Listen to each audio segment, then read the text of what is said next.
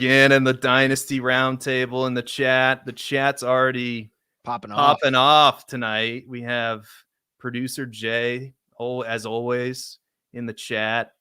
And this is a very special episode for me, Matt, because we have a guy that I've looked up to for a long time, an expert Dynasty player in Dan Williamson on the show tonight. So I'm very excited. What are we going to talk with Dan about tonight, Matt? Well, we had to call in an expert because there are so many names. It's a very interesting time in Dynasty Twitter right now because outside of the prospect talk, we have a lot of divides happening with a lot of players that are circumventing the social media airwaves right now, and there are a lot of names that are popping up a lot, causing some divides. We had to call in the expert to say what we need to do with these polarizing players. To give a little preview, we'll talk some Trevor Lawrence. We'll talk some Joe Mixon. So potentially a lot of quarterbacks in store today. And with Caleb Williams, Drake May, Jaden Daniels coming into the league, there's going to be a lot of discourse on quarterback rankings. And now's a good time to capture on value. And we're going to talk about that. And that show that we're about to do starts right now.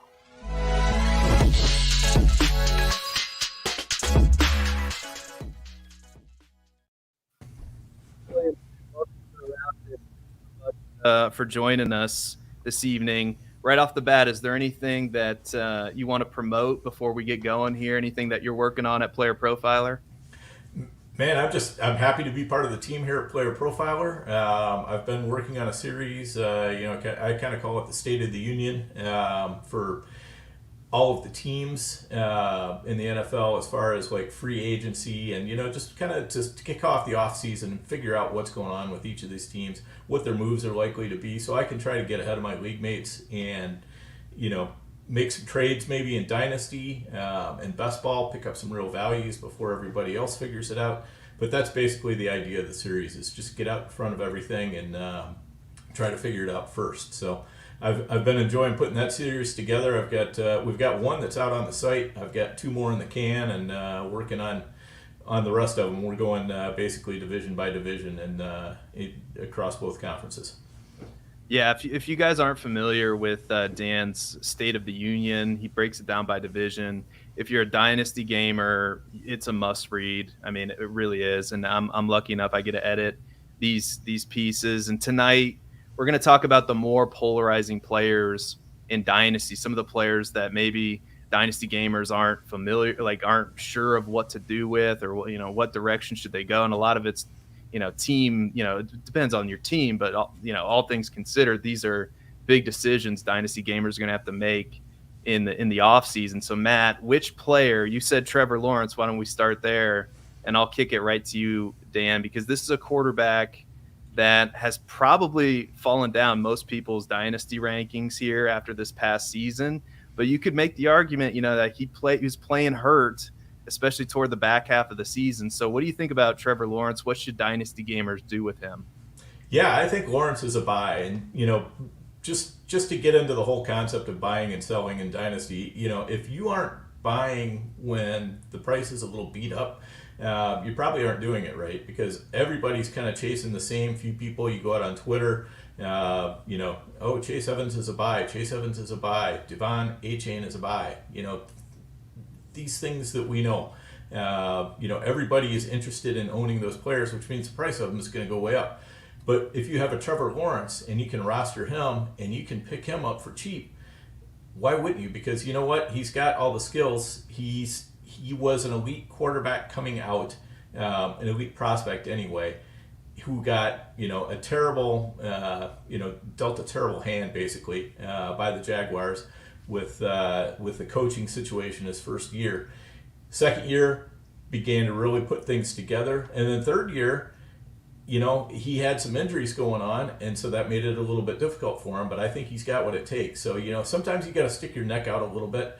Lawrence is one of those that I would stick my neck out for and try to make that trade, because right now he's dynasty quarterback, I believe, like 12, and I think he probably could easily be top 6. So I don't mind at all kicking the tires on him and seeing if his owner is a little bit scared off.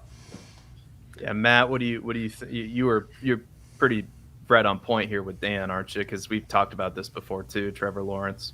Yeah, I would say so. We're talking about the most glorified college prospect pre Caleb Williams in who knows how long. I mean, he was the chosen one since the day he stepped out of high school, and he's shown the flashes of what we thought he could be. You know, he hasn't put up that top 6 season like Dan mentioned, you know, thinking that he could be top 6, and I completely agree. Expected fantasy points per game, he was QB7 per player profiler. So that's right up there among the elites. And you look at the advanced metrics, Lawrence was beat up, but he was throwing the ball very well last year. He was not the problem. There's actually compilations on Twitter going around of all the Trevor Lawrence drop touchdown passes this year. It's incredible how many there were, from Calvin Ridley, from Zay Jones, from Evan Ingram, whoever. Like, I think everyone on the team dropped a touchdown pass from Trevor Lawrence. He was near the league lead in money throws. He's a potential phenom still. I know we don't like to talk about potential too much when you're 3 years into the league, but sometimes you got to take the context around the situation. Jacksonville was awful their first year. They had no one around them, and they're still trying to piece that offense together. Calvin Ridley coming back after a couple of years being out. There was some rust there. Christian Kirk getting hurt. Offense never really getting in sync. So I'm willing to buy Trevor Lawrence right now. I do have him at QB 12 on my dynasty rankings, but I still view him as a guy with incredible upside. Yeah, no, I'm right there. I'm right there with you. Sorry, my computer's freezing right now. I don't know if you guys can hear me or not. We can. Okay, good. My computer froze up there for a second, so I apologize for that. But yeah, I think I'm right there on board with you, especially when I look at, and it's not the end-all be-all, but sometimes I had to keep trade cut just to get a pulse on what the public is thinking. And if I said, it's a real conversation now, but Trevor Lawrence is ranked as the number 24 player. He's ranked just below A.J. Brown, just below Kyler Murray, just below Christian McCaffrey. And as much as I like some of those players, the Trevor Lawrence was a no doubt about it first-round pick in a Superflex Dynasty startup at this, last year before the season started. So that value's come down too far for my taste. And yeah, as our friend Alan Seslowski likes to say, sometimes in Dynasty, you have to run into a burning building. Like it's a little scary to make this trade right now, but it's smart, especially when the reward could be, potentially a top 7, top 6 quarterback in Dynasty, that's being valued at quarterback 12 or quarterback 11 right now. So Matt, I'm going to kick it over to you. Who's the next player on this list that we have prepared for our guest? So, we do have a lot of players. We probably won't get to all of them, but I do want to take care of the next person on this list because it was an interesting season for Tua Tagovailoa. We expect him to build on his 2022 success. He does not, and now he's sitting in kind of a purgatory in Dynasty. So Dan, what do we do with Tua Tagovailoa? Yeah, Tua is an interesting case because I think, to me, with what I've seen from Tua, I think he is what he is a little bit. We're seeing what he's capable of, and to me, that's not going to be one of the top 10 quarterbacks. I think he's probably somewhere in that second 10. And there's going to be a lot of bouncing around in that range, basically from year to year. I mean, you look at dynasty rankings, and your top 5, 6 tend to change out a little bit slower. The next 4 or 5 tend to change out faster, but not quite as fast. And then you get down below that, and people are bouncing all over the place. So, I think Tua is probably pretty fairly valued right now.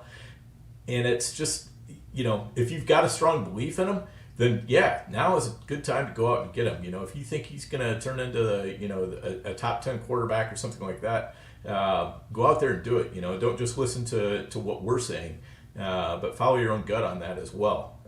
But if you're a little bit nervous about Tua, this still isn't a bad spot to get out because he's right around Jaden Daniels, Drake May, so Kirk Cousins, Deshaun Watson, are also trade targets. If you're looking to just swap quarterbacks, you could probably work something in that range and come out pretty good. Yeah, I think we might have early in the show, at least where my brain's going. Like if you have Tua and you're scared to hold on to Tua, I think I might be trying to tier up and go after Trevor Lawrence and trying to put together a trade package, Tua plus something else to go get Trevor Lawrence, whether that's rookie picks, whether that's something else. Like I think that's a move that I would be interested in because I'm kind of nervous about Tua because Tyreek Hill said this is it, right? This is his last year with the Dolphins, and maybe Tua can be good. Like obviously Jalen Waddle's still there, but man, it scares me a little bit just with his injury history as well. So I think just for my own particular brand of what I'm looking at is that's a move that I think I would make. Just that as we're talking about these two players, kind of trending and like Tua is not really skyrocketing up the rankings, but he's like I'm looking at Keep Trade Cut right now, and he's player number 34. That's close enough, I think, to Trevor Lawrence, where you could probably get a deal done if you throw in another mid-tier player. Like if you're scared about, it's tough for me to do this on the spot, but if you wanted to throw in like say, I don't know, Deebo Samuel, I mean, could that get it done? I don't know, but like something like that is a move that I might be interested in making. What do you think about Tua, Matt Babich? Yeah, I think he's a sell because he's at the bottom of a tier. And when I construct my dynasty rankings, and that's kind of where I have him. I have him right at QB 14, and every time I look between Tua and Jordan Love, I get closer and closer to moving Jordan Love ahead of Tua. And you look at, Caleb Williams and Drake May, Jaden Daniels are all going to come into the league. And that's a spot where we saw CJ Stroud and Bryce Young at, QB 18, QB 19. Now, does the market overcorrect on how successful CJ Stroud was? And do we see Caleb Williams, Drake May, and Jaden Daniels all sit inside the top 20, close to 15, even for Caleb and Drake May after draft day? I think Tua is a guy that his value could decrease without even playing a snap next year for the Miami Dolphins, just with how this offseason shakes out. And like you said, Seth, this is likely Tyreek Hill's last upcoming season. So there starts to be a lot of uncertainty baked into his cost now with Tyreek Hill, getting another year older. How is he going to be in terms of his game? Is he going to go out like Kobe Bryant or Paul Pierce, like at the top of your game or at the bottom of your game? And then after that, what does this offense do? Is it still as efficient? There's a lot of questions right now. And like Seth said, I think he's a guy who I'd be looking to tier up because he does have a name value. He is in the Miami Dolphins offense. So there's still a lot of upside that people are willing to buy into. And because of that, he's a guy that I'm either looking to, get a lot of picks for or trade up or tier up into a better quarterback. So moving from quarterback to running back now, and this is a player that Dan wanted to put on the sheet. So I'm excited to ask you about Joe Mixon, because Joe Mixon the past couple seasons, he's put together really two really good back-to-back seasons. I mean, RB7 and RB11 in fantasy points per game, but he is 27 years old now. So Dan, what should we do with Joe Mixon? Yeah, I think with Mixon, it really depends on whether he stays with Cincinnati or not, because, everybody's talking about, Joe Mixon's going to get cut. Joe Mixon's going to get cut, but people seem to be forgetting that he restructured last year, and he took about a $4.5 million pay cut last year as well as this coming year. So he's in for a little bit over $8 million on the salary cap, which for a team like the Bengals, they've already got, let me look at my notes here. They've already got almost $60 million in cap room, and that's without cutting Joe Mixon. So, I don't think there's any need to cut Joe Mixon. I think it's more, the people talking about Joe Mixon getting cut are the people, we kind of have that, we get tired of talking about players all the time in Dynasty. Same players, same situation. Joe Mixon, he kind of disappointed us a couple years ago. We want to move on. Chase Brown is the new hotness. Everybody wants Chase Brown. Chase Brown, he could take over this backfield. And, really, I don't see any reason why the Bengals would want to move away from him. And if they don't want to move away from him, I think he's still going to be very much more the bell cow. I think Chase Brown is definitely the best caddy that he's had in several years. And that might actually be kind of a good thing for him, because it's going to take him off the field just a little bit more, keep him a little bit fresher as he gets older, but he's still going to be in there in the very high leverage situations. So, I think Mixon's somebody to go kick the tires on in your leagues and find out, is his owner thinking he's going to get cut? Is he looking to try to get out? Because there are owners out there who are trying to get out of Mixon right now because they think he's about to go to zero. And I think if you're, if you're competing, then why not just go ahead and grab Mixon for as cheap as you can? What do you think, Matt? Perennially undervalued. He had the legal issues that surrounded him last offseason, and then there was some very weird and clearly inaccurate chatter of him getting cut last season that didn't happen, and now all of that has turned into a perennial. I can't talk today. He's undervalued. He's consistently undervalued. I talk a lot on this show about player profiler metric, weighted opportunities per game. Just quantifies, the number of touches you're getting in terms of fantasy relevancy. And if you excel in this metric, you're excelling in fantasy football unless you have some efficiency that doesn't break your way. Joe Mixon has had 6 straight seasons of 15 weighted opportunities per game. That's bell cow level for context. He's been a bell cow in and out every single season for basically his entire career. And like Dan said, kudos to everything Dan said on the surrounding factors of the Cincinnati Bengals. And that's why, if you're a competitor, you're buying Joe Mixon at his value right now, because RB26 is, something that he has finished below once in fantasy points per game. So I'm willing to take that bet every day of the week. This kind of touches on how I like to build dynasty teams, in that I kind of don't like running backs. I don't like investing in running backs.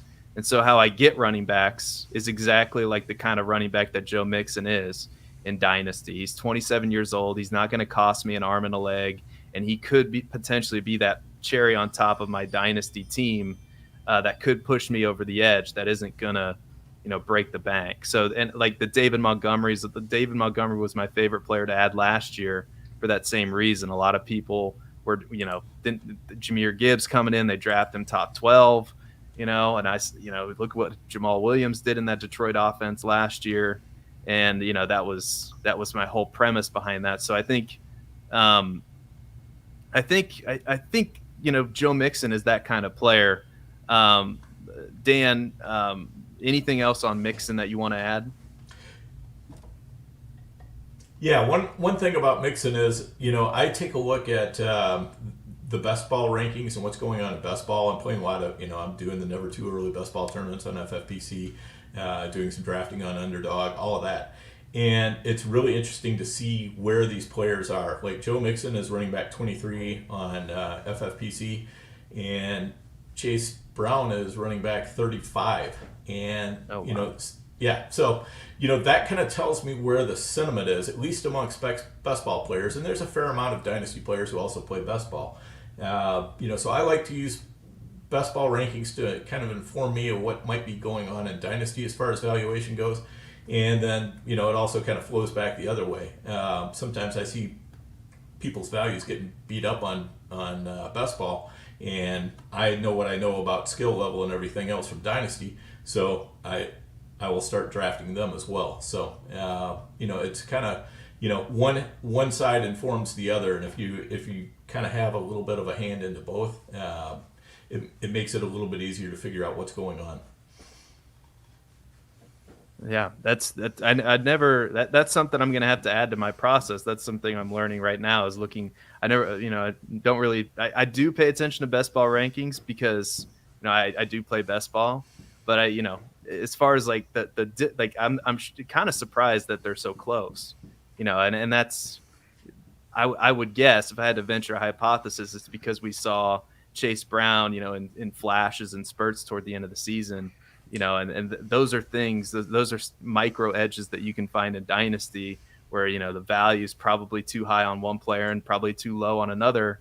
And as we're talking here, like, it makes me want to go seek out in my competitive teams what's it going to take to get Joe Mixon, like that, because like I said, and it's also plays right into my strategy.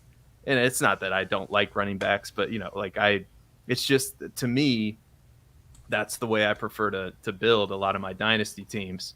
The next player we have on here, shifting from running back to wide receiver, we have a couple wide receivers we want to get to, but the first one that I'm interested to talk to you about, Dan, is Calvin Ridley, because Calvin Ridley, he's going to be a free agent. There's a lot of uncertainty with Calvin Ridley. So what are we doing with Calvin Ridley? Yeah, so Calvin Ridley is kind of in an interesting situation because if Jacksonville re-signs him, they're going to owe Atlanta a second-round pick. But on the other hand, I think, and I need to look into this a little bit more, but I think that they can just tag him, which I'm not sure how that would work in that trade, whether if he's tagged and retained that way, whether they would still owe a second. So, and part of the thing with Ridley is, Jacksonville they need a little bit of cap room. They've got 11.6 million, so they've got a little bit, but they could use more. They've got some players they need to sign. And they've got Calvin Ridley and Zay Jones, who are their two outside receivers. Both of them, their deals are up. Well, I take that back. Calvin Ridley's deal is up. Zay Jones has one more year left on his deal, but he doesn't have much dead money on it. He's got a pretty big salary, so he could be a cut candidate. Basically, I think Jacksonville can keep either Ridley or Jones, but probably not both. So it'll be interesting to see which way they want to go on this. And I'm not sure exactly which way they are going to go, but I know if Calvin Ridley gets cut loose, there's going to be a lot of interest out there, and he's probably going to have his pick of several teams. So I'm overall pretty bullish on Ridley here. Matt? So to comment a little bit on the free agency situation with Calvin Ridley, the issue with him getting tagged is that Josh Allen is likely going to get the franchise tag. And so if that happens, then they physically will not be able to tag Calvin Ridley. But I ultimately, and you can catch my take on playerprofiler.com/articles here in a few days, I think the Jaguars ultimately tag Josh Allen and then find a way to, and then sign Calvin Ridley, ultimately most likely letting Zay Jones walk and drafting a replacement there. I think they have a little bit invested in what they gave up to get Calvin Ridley. And, I talked about it 2 weeks ago. I was the last person to come on a podcast and promote Calvin Ridley in the last offseason. And now I sat in my chair 2 weeks ago and said, I'll buy Calvin Ridley if I'm a competitor. Because if we're buying Trevor Lawrence, why are we not buying the pass catchers that he's throwing the ball to? Especially if there's a chance for an established veteran, Zay Jones, to leave and a rookie to take his place, that more than likely ends up in a more consolidated target share between Kirk, Ingram, and Calvin Ridley. And they might play a simpler offense where they just try and, distribute the ball to their weapons and not try and go four wide. Getting Travis, clearly they found a way to get Travis Etienne involved. So if we're buying Trevor Lawrence, we have to be in on the entire offense, really. So I'm in on Calvin Ridley if I'm a competitor. I did write an article, I can't remember when, like maybe a month or so ago, and I did say that Calvin Ridley was one of my sells. But now I'm reevaluating it now. I mean, he is a 29-year-old player. And if our assumptions are correct, he's likely going to stay with Jacksonville. But if you think about some of the other teams, I mean, there's a team in the Super Bowl that could probably use a wide receiver like Calvin Ridley as well. So there's going to be options for him in free agency if that's the direction that he goes. And on Keep Trade Cut right now, he's player 106. Receiver 40. Receiver 40. And that's entering into the territory where, while I'm not as bullish as probably either of you guys are on Calvin Ridley, Like if you said, hey Seth, let's go get Calvin Ridley. He was the wide receiver 18 last year. Wide receiver 27 in fantasy points per game. It's probably not going to cost that much.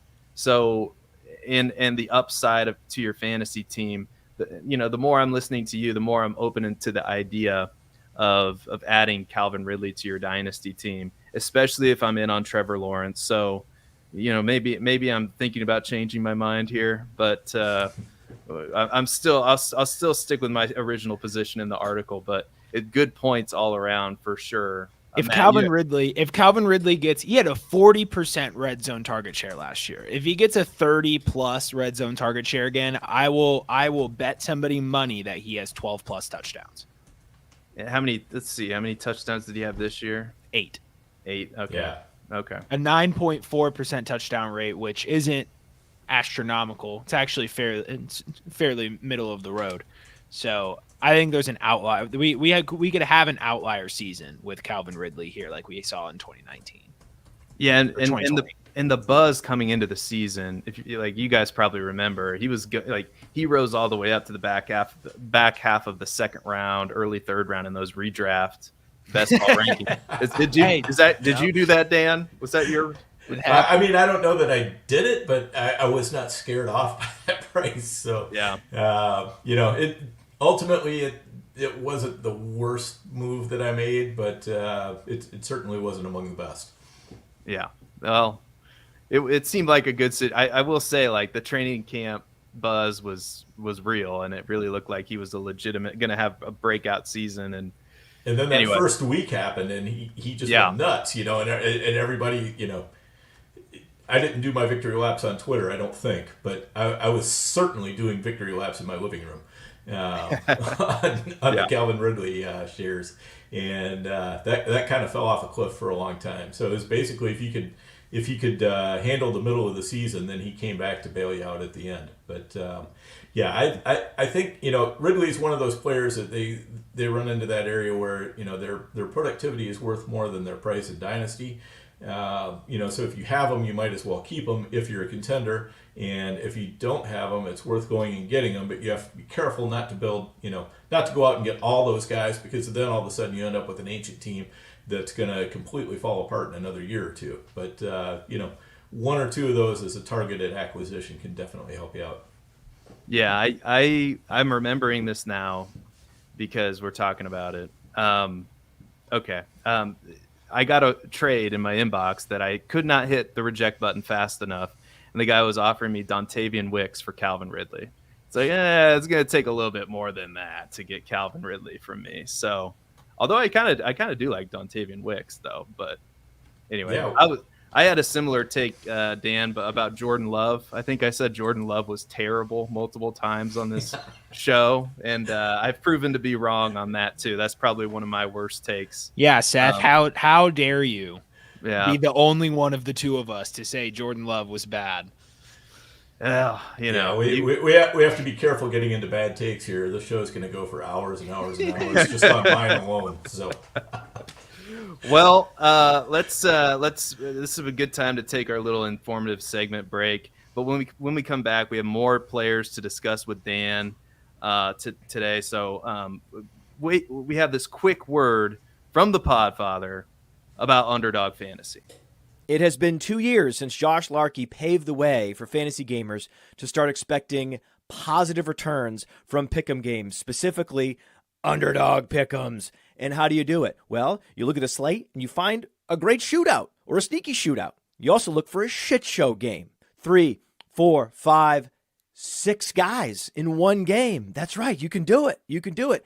And you can 100x your payout on Underdog. Think about week 1. Jets-Bills was a shit show. Did we see the Aaron Rodgers injury coming? No, but we knew the Jets have a good defense. We knew the Bills have a good defense. Why not expect the worst? And the worst is what we got. So if you had gone Dalvin Cook less than, Garrett Wilson less than, Aaron Rodgers less than, Josh Allen less than, Gabriel Davis less than, boom, boom, boom, boom, boom, boom, boom, you can go 6 for 6. Same thing in week 2. Oh, week 2. Oh, sneaky shootout there in Philadelphia. Minnesota's going to be in comeback mode, so we'll go Cousins, Jefferson, Hawkinson, more than, Madison, less than, but also Swift, more than. Boom, boom, boom, boom, boom, boom, boom, boom. That's how you do it with the Underdog Pick'ems, and you use promo code Underworld to get a 100% instant deposit match up to $100. You put in $100, Underdog matches that deposit up to $100 with promo code Underworld. Go start picking. Go start picking. Go get those Super Bowl picks in on Underdog Fantasy, promo code Underworld. Also, go check out Player Profiler's Dynasty Rookie Rankings that are now live on the site. Incredible rankings up there on the site right now, completely updated. And there's a show that happens on this Player Profiler YouTube network that I believe they're back to Sunday nights. I can never get that. I think it's Sunday nights, right, Matt Babich? Yes, it is. It's back to Sunday nights, and if you saw a post from Player Profiler, we even had some of Player Profiler's finest, including Seth and Dan, put together a video for the Dynasty Warzone podcast that just hit 800 episodes. Memphis Young, Jerry, I believe his last name is Sinclair. I feel bad just saying Jerry. Memphis Young and Jerry. But two of the fantasy's best. I mean, one of the fantasy's longest running podcasts probably. And they are two of the best that Player Profiler in the fantasy industry have to offer. Memphis came on our podcast once, and that's a podcast I keep going back to. Like he's a guest like Dan, like Alan Seslowski, that just leaves you like rethinking your whole process. You learn so much new information, and we're blessed enough to get new information from them every Sunday night on the Player Profiler YouTube channel, Dynasty Warzone podcast. Check it out. Yeah, I just reiterate everything. Dan, you'd have some. Did you want to say something? Yeah, I just said, I've known actually Randy for years and years. He helped me kind of get started in podcasting, at least indirectly.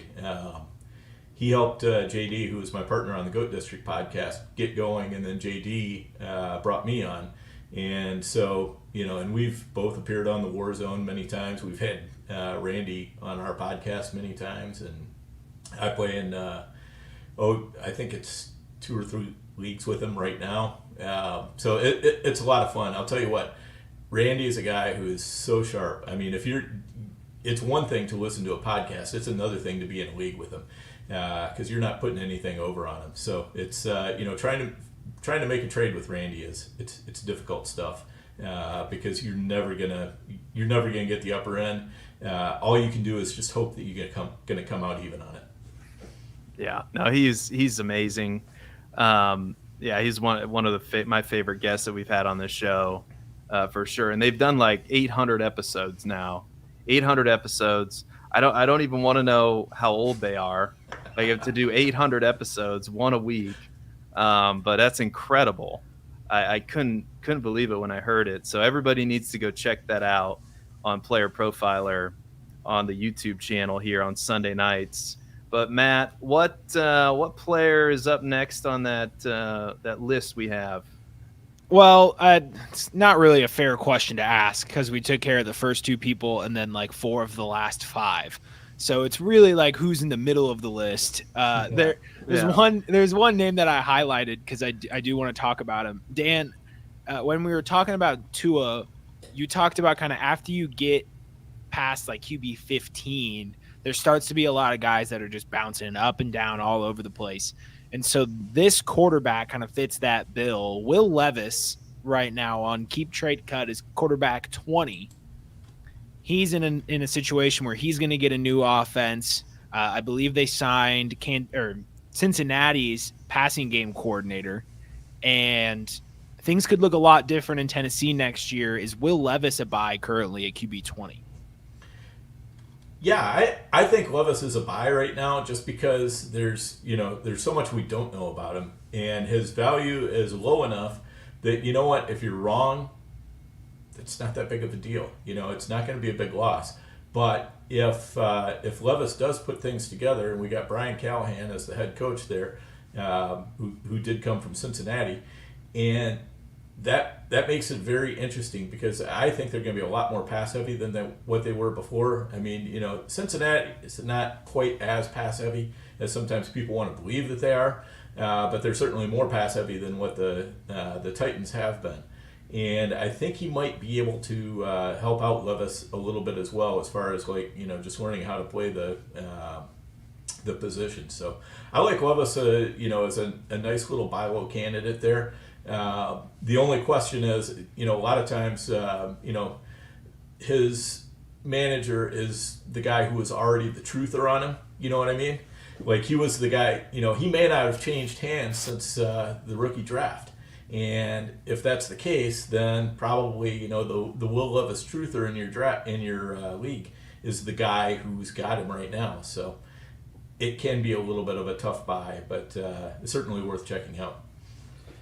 Yeah, the old Cody Carpentiers of the world, who are just all over Will Levis from the start, and eating the banana peel That boy and ate all a that. banana peel.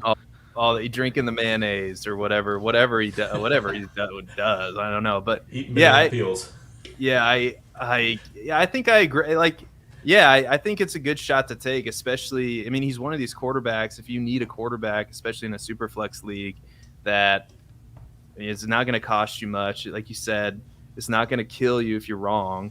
And I actually, and not to go off subject here, but the more I think about Washington's situation, I mean, probably they take a quarterback at number 2. But Sam Howell is another one that's dirt cheap. If they think that they're like a year or two away from competing, why would you draft a rookie quarterback and put him in that situation unless you're just gung ho on the guy, right?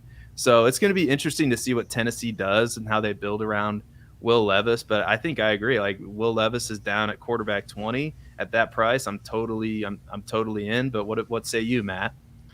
Well, what say I is, I don't know why I would draft a quarterback and then sit him behind Sam Howell. You know what I'm saying? Well, I mean, in the situation, I'd be like sitting him right next to me on the Yeah. sidelines, be like, all right, watch what Sam does, and I want you to do none of that. Well, But I'd probably let Sam go, try and get what I can, and then start Brissett maybe. At least the veteran who's proven he can manage manage a game. Learn how to manage a game. All right, hold on. In my scenario that I just presented you, they did not draft a quarterback at number 2. Okay, they trade down. They draft Marvin Harrison Jr. They take best overall player, because throwing a rookie quarterback to the Wolves with that roster the way it is, they trade away their best player to Chicago, and they traded Chase Young to San Francisco, even though he has injury history at the wazoo. But anyway, that's the situation. I'm not saying Sam Howell's going to win the MVP, okay? I'm just saying that if you need a stopgap quarterback, it's possible that he starts this year. That's all I'm saying. And so my take on Levis is that when you get to his ranking in the quarterback rankings, you stop getting guys that can make the plays that Will Levis can play, or that Will Levis can make. I'm batting 1,000 speaking words today. But when you watch the highlights of the 4-touchdown game to DeAndre Hopkins, and that kind of arm talent does not grow on trees. And it rarely even appears in draft classes once a year. And so Will Levis has an incredible arm on his body. He's got DeAndre Hopkins. They're likely to draft some players. Brock Bowers said he wanted to go play for Will Levis. So is Tennessee in play for Brock Bowers maybe? I don't know, but they're going to retool the offense somehow. It's over for Treylon Burks. We know that. And so there's going to be some new talent coming in. It's going to be an offense that may not be pass heavy, but is at least going to be more pass competent and putting Will Levis in situations where he can succeed. So I'm in on Levis. I truly think that, he's a guy, like Dan said, like, his cost isn't that much. It's a gamble that if it loses, you're really not reeling over it. But a guy like Daniel Jones, who's also on this list, that's a crater that you just gotta get out from under, however you can. That value is cratered. And the Giants are not going to get back to where they were that one season. It's not going to happen. We saw who the Giants are, and if there's anyone buying Daniel Jones at QB 23, I say happily give it to him at that price. What about you, Seth? Daniel Jones at quarterback 23. You don't think that he's going to make a comeback here? after the No. injury, post-injury? No? I do not. We were so high on Daniel Jones, though. I don't want to talk about that. Entering I the don't. season. That Matt is dead. That Matt's dead. We talked that like it wasn't just us. Like Daniel Jones with all the rushing yards. I mean, come on, like with Brian Daboll. Like I think this is like, you know, if you want to go in just the absolute. I mean, he's not quite in the dumpster right now, quarterback 23. But I mean, what are the Giants going to do? You think the Giants are, if they draft another quarterback, obviously Daniel Jones's value is going to crater even more, but I don't think it's the worst chance to take. I don't know, like on Daniel Jones. To me, I don't know. Like I would be I'd be buying Daniel Jones. I'd be checking the price at least. What say you, Dan, on Daniel Jones?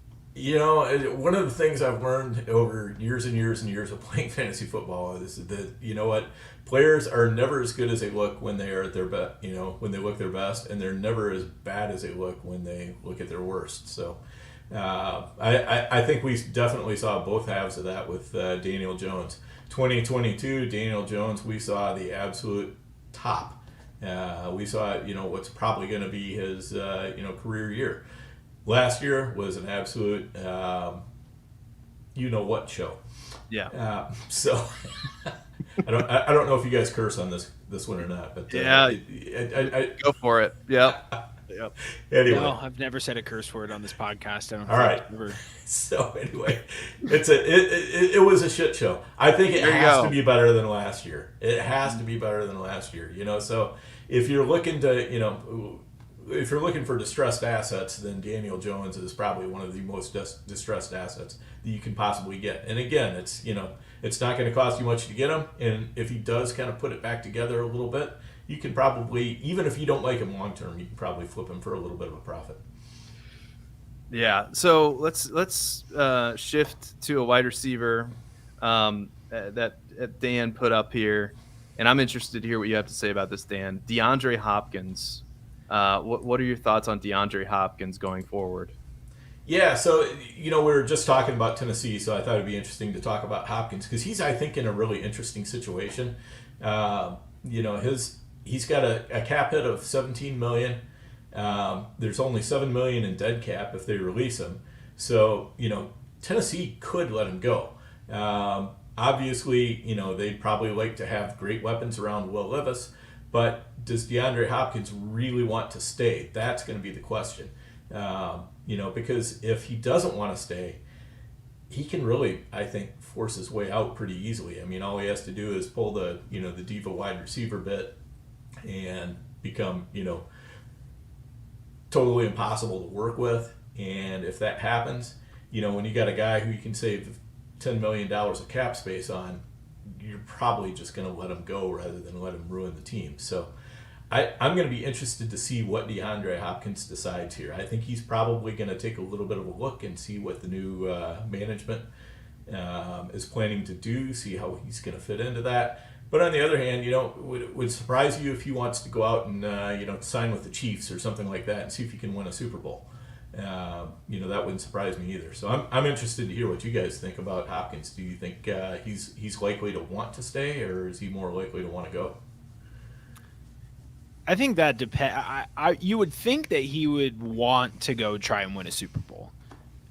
At the same time, had that been true, would he have signed with the Titans to begin with? So it's an interesting situation where, you know, we're just asking, like, what does DeAndre want to do? You know, because like you said, whatever he wants to do will end up happening. He'll either be able to force his way out or he'll continue to play for Tennessee, which is why I'm kind of into buying DeAndre Hopkins, because Tennessee's probably his floor. He's not going to go to another bad team. He's not going to force his way out of Nashville just to go to another terrible team.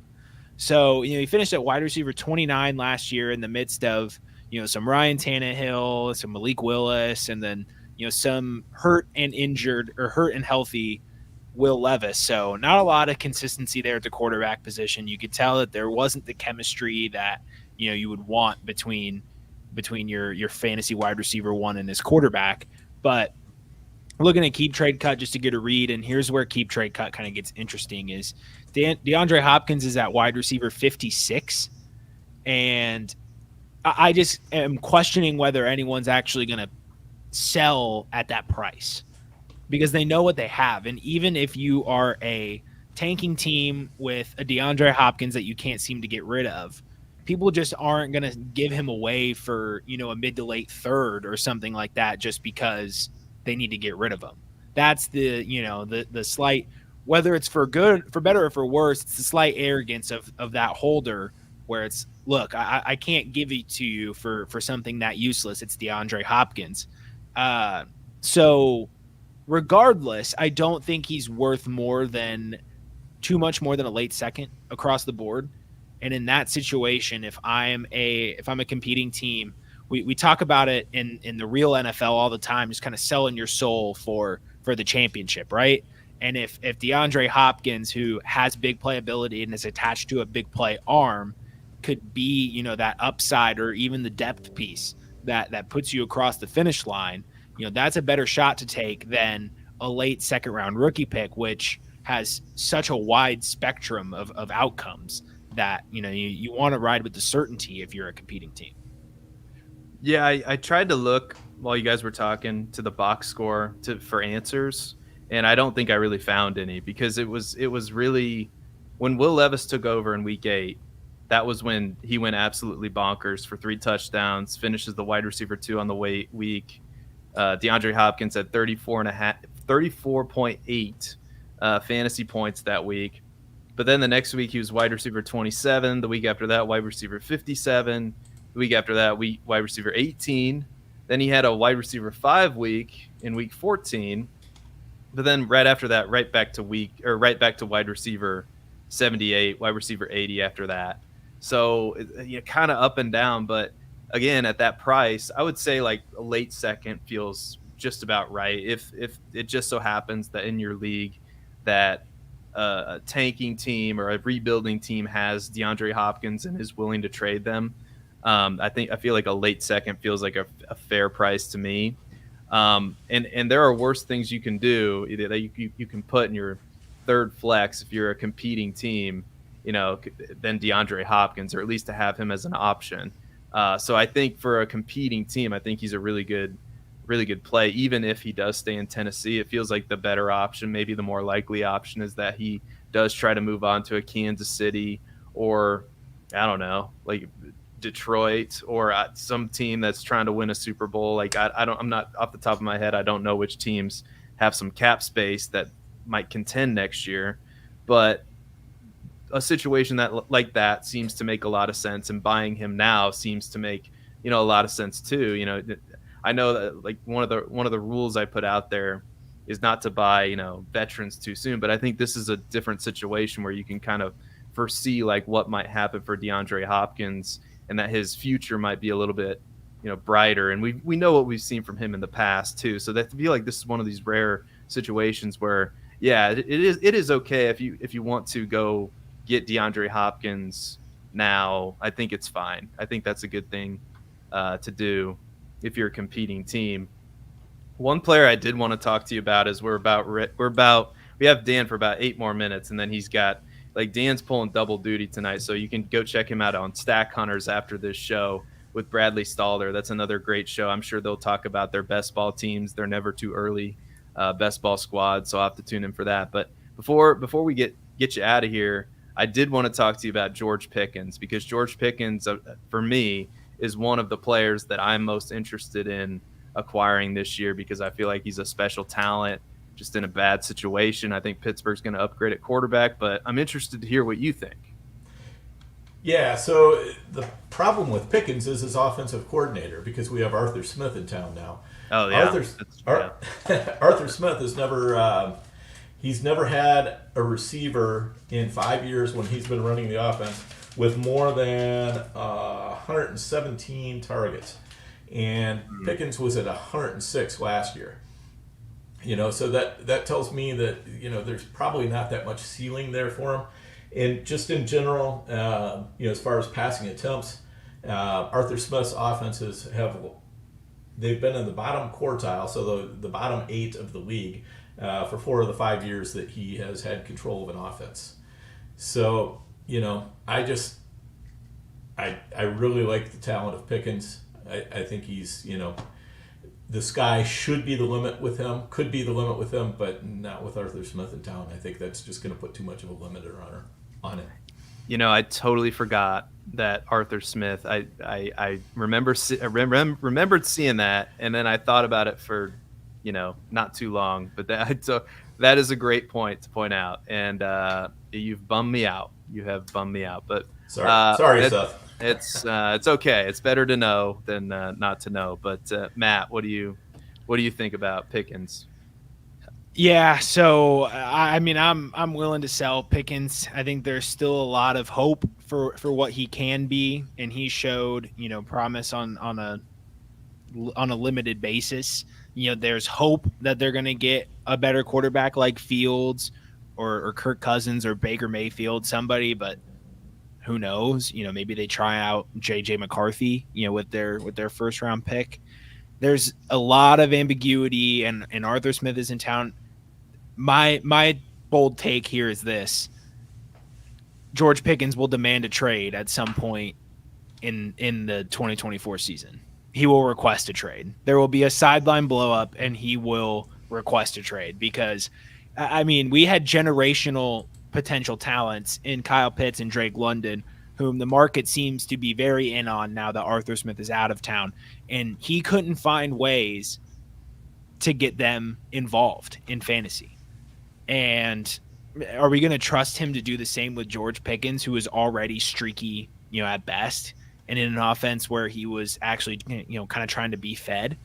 I don't love the situation that Pickens is in, so I'm out. Yeah, man, they go from Matt Canada to Arthur Smith. Like, I don't know. I don't know if Mike Tomlin just hates maybe Mike Tomlin is like a closet hates fantasy football kind of guy. I don't know, but Mike Tomlin, obviously a great coach. But Dan, we want to thank you so much for coming on. We want to give you the last few minutes here before you have to run to promote your stuff one more time. Let everybody know what you're going to be doing here at Player Profiler, and then anything else you want to say here at the end. Maybe we can sneak in another player if we have time. I don't know. We got 4 minutes, but yeah. So I'll throw out one quick scenario for you. What about if the Pittsburgh Steelers took Deontay Johnson, who has an $18 million contract, only an $8 million dead cap, but still a viable player, trade him in the 20th pick in the second round to Chicago for Justin Fields? You get my stamp of approval for that. Yeah. Although Adam Schefter was talking today that he thought maybe they could get a 1, but I think a 2 plus Deontay Johnson is more than fair. And I think if I'm sitting in Ryan Poles' chair, that feels like a pretty good scenario to me. You have DJ Moore that can play outside or in the slot. Now Deontay is more of your slot guy. Mooney's probably out the door, I would guess. And now you got more flexibility for what you can do with that number 9 pick, assuming pick number 1 is going to be Caleb Williams. So I like that scenario you just threw out there. I think that could work for both teams. I like it in real life. I'm still selling Pickens at his price. Yeah, for sure. Well, that's Arthur Smith. Even with that, Arthur Smith's dream is probably to have Justin Fields running the wing T or some stupid shit like that. Both tailbacks. Maybe they bring Cordero Patterson in. They're gonna be the first team to rush for like 12 times a game and 6 of them to the tight end. Yeah, that's the offense we ran in high school. With 19 pitch was a hell of a play, man. Darnell Washington's in for a hell of a year. Yeah, there we go. If we got pancake blocks in fantasy, that'd be amazing. But anyway, Dan, we'll let you run to Stack Hunters, and we'll wrap up the show here. But we can't thank you enough for being on the program this evening, and we'll have to definitely have you back again as you're now here at Player Profiler, and we're so happy you're here. Yeah. Thank you. I appreciate it. I'm more than happy to come back anytime. I appreciate the opportunity to come on. This was a hell of a lot of fun for me, too. So I really appreciate what you guys are doing here, and let's keep it going. Yeah, and you can catch me on Stack Hunters in about 2 minutes. And then I'm also going to be on the Dynasty Warzone again Monday night. Yeah, and I'll be on the High Stakes Fantasy Football Hour, not a player profiler show, but one run by the FFPC. I'll be on that tomorrow night. Awesome. Go check out Dan wherever he goes, at Overhyped Sleeper on Twitter.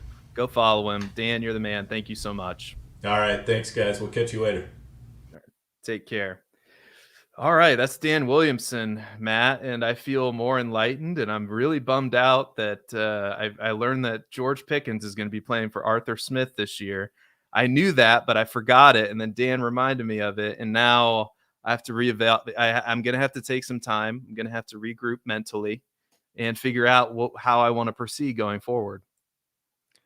Yeah, I mean, Pittsburgh might be the first 3,000 rushing yard offense we've ever seen, but the coaching circle is so funny because there's so many things going on, and like football is still being played, that you get these hires and then you almost you read it when it happens in the moment, and then you almost instantly forget about it. Yeah, there's just so much going on. Before we kick it off, I guess, since I kind of thought we were going to end the stream. And then he dipped. I didn't know really what the call is. It feels I feel professional because we had a guest on, and now we keep going, and now it's just us. Well, why don't we talk about the Super Bowl a little bit? Yeah, let's end the show with the Super Bowl. And in the chat is killing it tonight. Thank you guys so much. Let's talk Super Bowl and let's answer some of these questions we got in the chat. This is a good one. So yeah, tell us in the chat who your Super Bowl pick is and who Arthur Smith who do you think he would prefer to have as his quarterback? Maybe Kenny Pickett, maybe just run Kenny Pickett back. Maybe that would make sense. Give us your Super Bowl pick. But I was talking to Cody on the Hurdle Show, which you should check out. It's on the Player Profiler YouTube channel on Tuesdays, and they also do it on their channel on Wednesdays, and they're gracious enough to have me on talking all my stupid shit that I usually talk about, Bears, Hawkeyes. And we were talking about the Super Bowl, and I was talking about how I don't think it's an exaggeration to say that the Chiefs are the New England Patriots of Tom Brady's early years. I mean, they've made it to 6 straight AFC championship games. They've been now 4 Super Bowls, I believe, in 6 years, and they've won 2 of them. So this will be their 4th one. And the reason I say that is the Chiefs are learning, or have learned, just how to win games. And if you look back at those Patriots teams with Tom Brady, they might win a game. Look at the Super Bowl they won against they might win a game 10-3, or they might win a game 35-32. Like, it didn't matter. They could play in whatever style game that they wanted, that they had to play in order to win the game.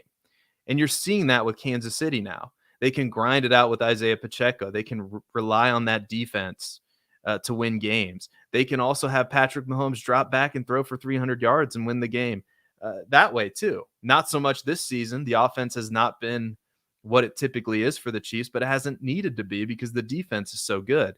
So the evolution of the Chiefs is something, as I live in Kansas City and I hear people talk about the team, just because the team doesn't play the style that it used to play doesn't mean that it's still not a fantastic football team. And people underestimated the Chiefs coming into the playoffs as a 3 seed. They would have had to go on the road, right, in order to get through this gauntlet of the playoffs, to get through Baltimore. And they did it all. And up to this point, they've looked way more impressive than San Francisco to me.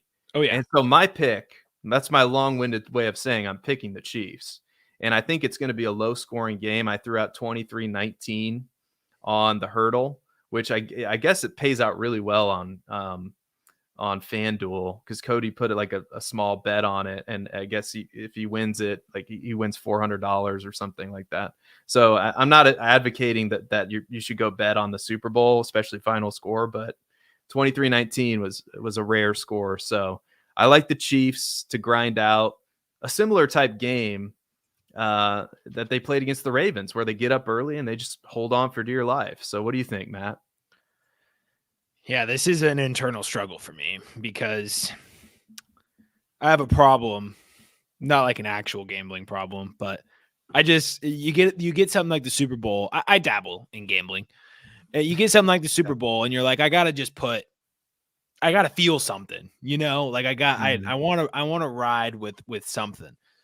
And I look at, do I want to win money or do I want to be happy? And those are two totally different options, because the Chiefs are going to win the Super Bowl, like it's just, so I can either bet against them and hope and just double down and be really, really upset about it when I see the Chiefs get one step closer to surpassing and usurping Tom Brady in the Patriots dynasty and Mahomes inching closer, in the GOAT debate.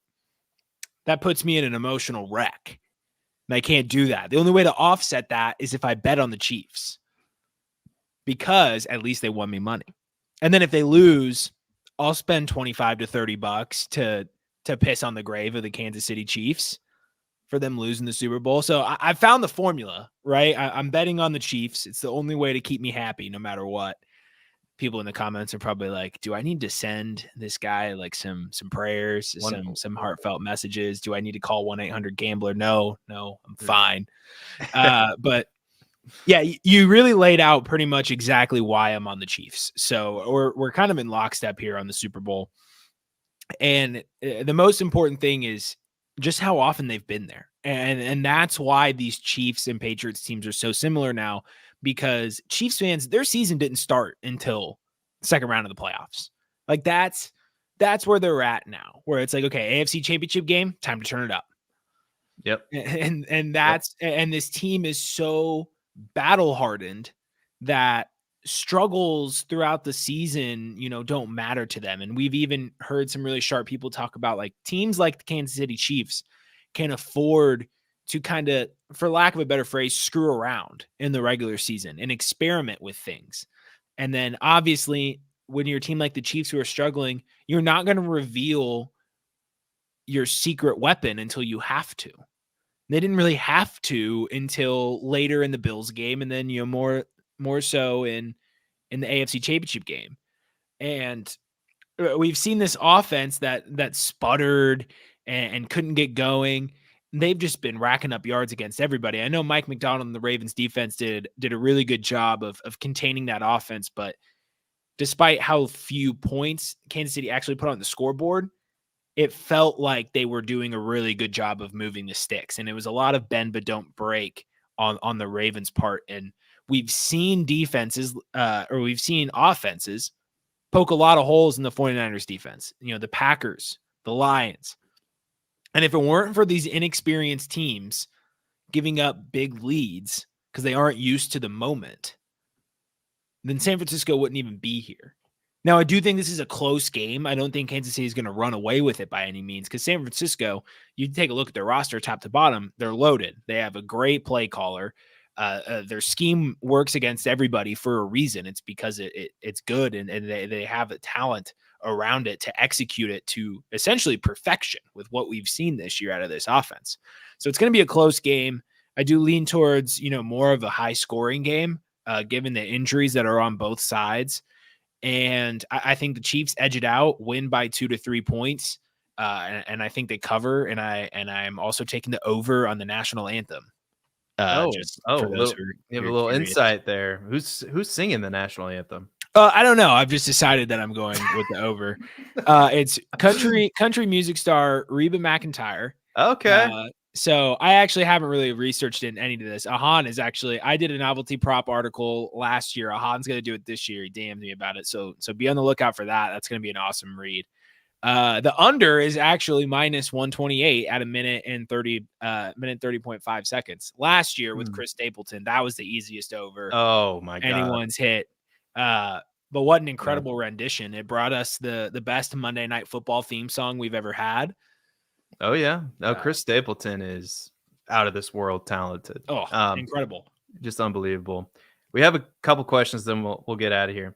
Someone offered me Hollywood Brown in a Superflex Best Ball Dynasty for a 25 third and 26 second. Yay or nay? No. Especially best ball, right? There's too much upside in best ball to sell for that little. If it was a 2024 second, I would be more tempted, but not for a 2026 second. I agree with you. I think Hollywood Brown could find himself in a much better situation next year, potentially, depending on how Arizona navigates the offseason, right? Like a lot is still up in the air, but I'm right. You need to, like, if you're considering trading him, I think you need to get more than that. And Harry Snowman, shout out OG in the chat. I'm curious what the temperature is on Chris Godwin. What's your stance on Chris Godwin, Matt? He landed at wide receiver 39 on my dynasty rankings, and I just feel like that's a little too low. I mean, when you look at the players that are around him, it starts making more sense, but I'm always warm on Chris Godwin. He's a very talented player, and the peripherals were there for him under Baker, and it's just interesting to see that, just didn't quite work out for him. He didn't quite make the explosive plays, but the volume was there, and outside of a Dave Canales offense in Tampa, I don't know what we're going to get, which is why there's some uncertainty there. But I feel like I'm probably holding. I love Chris Godwin, the player. I'm holding Chris Godwin, the fantasy asset. Yeah, I think I'm in lockstep with you. He's going to be 28 entering the season. Probably going to get another year of Baker Mayfield. It is interesting pointing out that he had probably his worst season in the last, definitely in the last, 3. You could argue it's his worst season aside from his 2017 rookie year.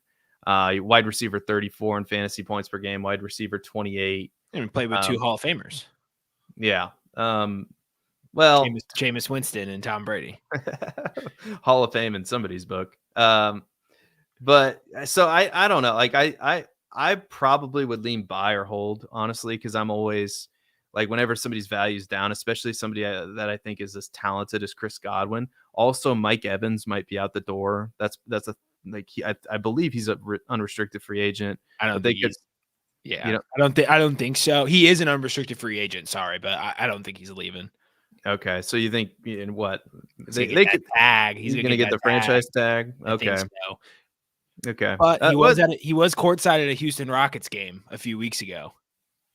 Oh boy, let the speculation begin. And with CJ Stroud, that's something it'd be incredible. That'd be great. Mike Evans, Nico Collins, Tank Dell. Oh man, like that's a Madden roster. They have a lot of cap space to work with in a young roster that clearly, I mean, they need some defensive pieces, but I talk about it in my free agent breakdown for Mike Evans, but there's room to make that work for sure. Good. That would be great. I'm rooting for that officially this offseason. Either that or the Kansas City Chiefs. Why not? Rich get richer. Matt, real quick before we get out of here, what do you have to promote? I know you've been doing an amazing job with these free agent articles, so I want to tell people about that. Yeah. And anything else that you got going on here at Player Profiler. Yeah, absolutely. So the free agency articles are, I've been working to put those out. Shout out to Joel, who's been doing an awesome job of getting those edited and pumped out for me. So shout out to him. He does great work. But we got Michael Pittman, T. Higgins, Saquon Barkley out. I think one did release today that I did not keep track of. I might be wrong there. So potentially a fourth one. But essentially, we're taking care of all the potential franchise tag candidates, right? Because February 20th is the franchise tag deadline, I think. It's somewhere around there. It's getting close. So, we want to make sure that those are out and we get eyes on those because if those names are not franchise tagged, then there opens up a lot of possibilities. So we're going to start with those names. Then we're going to get into some more like Derrick Henry type candidates, Zay Jones. And so there's a lot more coming. And so we're going to do individual player write-ups for each and every fantasy relevant candidate that we can. And it's going to be an awesome time at playerprofiler.com/articles. I actually crossed 100 articles during one of the first 2 of the free agency pieces. So kind of gave me some time to reflect back and look at the journey that's kind of led here. So very thankful to be a part of Player Profiler. And while I'm not sure exactly when this is happening yet, I will be starting to appear more often on Player Profiler today as that becomes a 5-day-a-week show once again. So more info on that, in the coming weeks. Awesome. And Joel Ybarra, my assistant editor, is in the chat. Saquon came out yesterday, coming in clutch there. So Saquon Barkley, go read about it on the Player Profiler fantasy homepage. You just got to scroll down a little bit. You'll find Matt Babich's articles there, or you can go to playerprofiler.com/articles. And Matt, and everybody knows about me and where to find me. Seth Diewold on Twitter, Seth_Diewold on Twitter. You can follow me on YouTube. I just had a video drop today, so you could go follow me on YouTube too. If you can't get enough here, there's more Seth Diewold out there in the world. But I have a new way I want to end the show. I don't know if we're going to retire the Aaron Rodgers thing. I feel like maybe it's a bit much. I don't know how our audience feels about it. So if you want me to stop doing the Aaron Rodgers thing, I don't know. But I'm at least going to put something in conjunction with it that's going to make Matty Kiwoom really mad.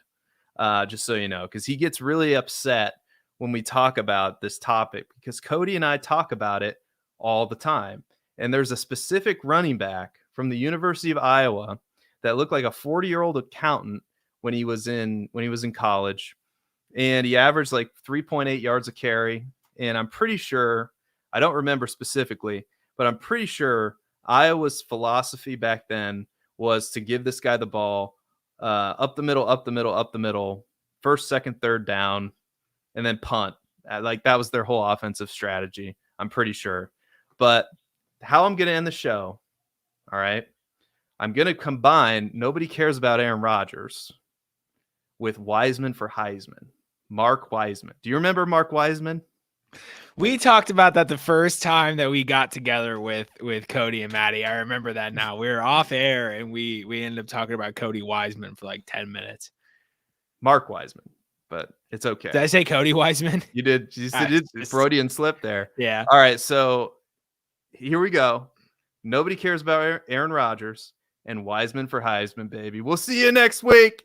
Hey, I want to take a moment to thank you for tuning in. It's important to me that all of our media be free. This is only possible because of you allowing a true independent sports media enterprise to thrive unlike any other in the business. So please subscribe to the All In Package to continue to make all of this possible, to ensure that all of our stats, information, data, content is available to you, especially you, the people that get the site and get the show.